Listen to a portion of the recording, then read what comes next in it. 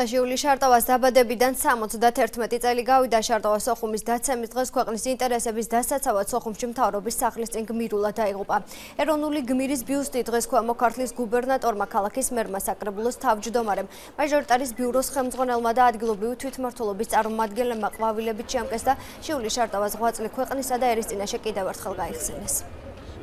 ჟიული შარტავამ თავისი კვალი დააჩინა ჩვენი ქვეყნის პოლიტიკურ ცხოვრებას და მან გმირულად შესწირა თავი ქვეყნის თავისუფლებას. იყო ძალიან მამაცი ადამიანი, ძალიან კრეატიული ადამიანი. მეც მქონდა პირადადაც ვიცნობდი ჟიულის, ბატონ ჟიულის და ფიქრობ რომ ადამიანები არასდროს არ დაივიწყებენ ესეთ ამადგარ ადამიანებს. ალბათ არ არსებობს რუსთაველი რო არ იცოდეს ჟიულის შარტავას სახელი. რა უკეთებია მას ქალაქისთვის ზოგადად.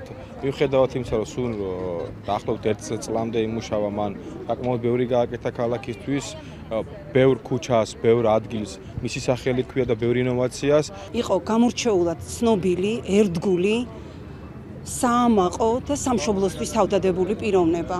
ნამდვილად მქონდა რუსთავშიც და სოხუმშიც მასთან ურთიერთობის შესაძლებლობა. და ძალიან განვიცადე მისი აესე თავგანწირული დაღუპვა. ყოველ წელს 7 მარტს ჩვენ აქ მის დაბადების დღეს მოვდივართ და მის მემორიალთან ავღნიშნავთ.